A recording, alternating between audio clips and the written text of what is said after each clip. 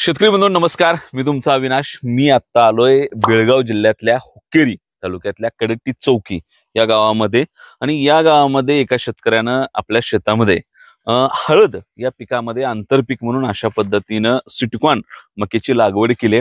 खरं तर महाराष्ट्र असेल किंवा महाराष्ट्राच्या बाहेर असेल अनेक भागामध्ये शेतकरी अलीकडच्या काळामध्ये आंतरपिकाच्या संदर्भाने चांगल्या पद्धतीने मेहनत करताना दिसत आहेत। आणि त्याचं हे उदाहरण आहे।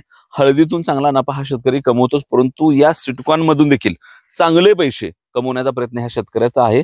आणि हा प्लॉट तुम्ही बघताय आता जवळपास हा काढणीला आलाय।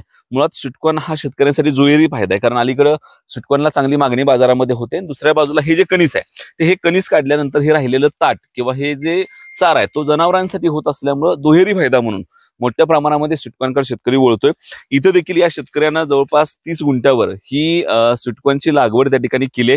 मी वाण विचारला ह्यांना, तर यांनी सांगितलं की ह्यांनी आर्डोर सीड्स या कंपनीचा मधु 11 नावाचा हा वाण लावलाय। हे बरेच दिवस झालं ही शेती करतायत आणि त्यांचं असं म्हणणं आहे की बऱ्याच दिवसानंतर आम्हाला एवढा चांगला वाण भेटलाय। याचं जर तुम्ही वैशिष्ट्य बघितलं तर ह्या सिटकॉनमध्ये ह्याची चव हा तर महत्वाचा भाग आहेच, परंतु चवीपासून हे कणीस देखील तितकंच महत्वाचा भाग किंवा महत्वाचा फॅक्टर ह्याच्यामध्ये असतो।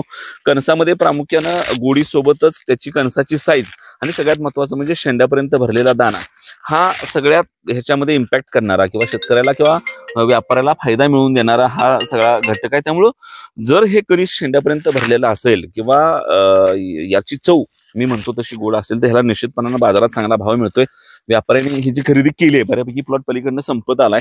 7-8 रुपयाला एक कणीस त्यांनी त्या ठिकाणी दिले। तुम्ही हे बघा, आता तुम्हाला लक्षात येईल कॅमेरामध्ये दाखवतील, हे असं शेंड्यापर्यंत भरलेलं पाहिजे। हे भरलं की ओळखायचं हे कणीस चांगला आहे, क्वालिटी चांगली आहे, कंपनी ह्यांनी निवडलेली अतिशय चांगले। आणि कुठं तर हे दिसतंय आंतरपीक असून देखील अतिशय चांगल्या पद्धतीचं हे कणीस आहे। ह्याची तुम्ही साईज बघताय किती मस्त अशा पद्धतीची साईज आहे, म्हणजे माझ्या पूर्ण हातामध्ये हे बसत नाही। आणि दुसरं म्हणजे हे शेंड्यापर्यंत ह्याचा जो दाना आहे तो दाना ह्याचा भरलाय। आता दुसरं महत्वाचा भाग असतो याच्यामध्ये, जर वजन भरायचं असेल किंवा फायदा व्हायचा असेल तर बुरकुंड आतलं लहान पाहिजे आणि कणीस सहज सोडलं गेलं पाहिजे। ते ह्यात होतंय का आपण बघूया। तर हे बघा, मी म्हणाल तसं ह्याच्यातलं आतलं जे बुरकुंड आहे किंवा बुट्टा आहे तो अतिशय लहान आहे आणि कणीस बघा एक एक आणि हा लहान आहे। आणि ह्याचा दाना बघा तुम्ही, ह्याचा मकाचा हा किती भारी बसलाय बघा। हे घ्या, हे घ्या, हे घ्या। आणि ह्याची जी सोलण्याची जी मी तू म्हणलं की ह्याची जर सोलन सोपी असेल तर अजून जास्त फायदा असतो। आणि ते इथं दिसतंय सहज सोललं जातं, हे सहज सोललं जातंय।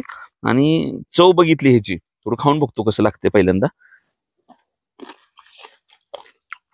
वा, अतिशय गोड आहे, अतिशय चांगली चव आहे आणि हेच मार्केटला लागतं। सगळ्यात महत्वाचं म्हणजे व्यापारी ज्या वेळा तुमच्या शेतामध्ये येऊन सिटकॉनची खरेदी करतो त्यावेळेला हे कणीस त्याला शेंड्यापर्यंत भरलेलं पाहिजे।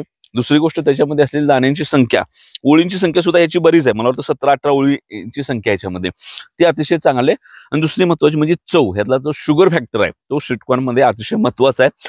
आणि ह्या सगळ्या गोष्टी ही मका त्या ठिकाणी मधु 11 आर्डोशीरची पूर्ण करते। मी थोडंसं रोगराई वगैरे विचारलं, कारण ही हळद आहे, हळदच्या पानावर काय रोग येतात, याचे काय रोग त्याच्यावर जातात, त्यामुळे थोडंसं आंतरपीक असल्यामुळे थोडंसं क्रिटिकल आहे। परंतु त्यांचं असं म्हणणं होतं की आता आम्ही प्लॉट हा सोडलाय, म्हणजे आता ह्याची हार्वेस्टिंग लास्टच्या टप्प्यामध्ये आहे, परंतु जवळपास प्रत्येक ताट्याला 2 कणस आणि रोगाला अतिशय दणकट अशा पद्धतीचा हा वाण असल्याची माहिती शेतकऱ्यांनी मला मगाशी बोलताना दिली। त्यामुळे तुम्हाला जर हे अशा पद्धतीने सिटकॉनची लागवड करायची असेल तर सध्या तरी मधु 11 हा आर्डोशीरचा चांगला पर्याय आहे। अर्थात मार्केटमध्ये अनेक वाण उपलब्ध आहेत, परंतु थोडासा शेतकऱ्याला फायदा मिळायचा असेल तर मी म्हणाल तसं वाण रोगाला अतिशय दणकट पाहिजे। साधारण ताट्याला 2 कणस असली तर शेतकऱ्याला फायदा मिळतो, कारण ही कणसं नगावर विकली जातात। आणि कणीस अशा पद्धतीने भरलेलं असलं, ह्याची सोलन मी म्हणालो तसं अशी अतिशय चांगली असली आणि ह्याची जर चव अतिशय भारी असली तर व्यापारी 2 पैसे देऊन घेतो आणि तेच ह्या शेतकऱ्यांच्या बाबतीमध्ये होते। त्यामुळं एका बाजूला ही कणसं नगावर विकून राहिलेला चारा जर जनावरांना खाऊ घालून दोन्हीकडनं चांगला पैसा कमवायचा असेल तर सिटकॉन चांगला पर्याय किंवा चांगला सिटकॉन पिकवायचा असेल तर आर्डोशीरची मधु 11 हा उत्तम पर्याय आहे। थँक्यू।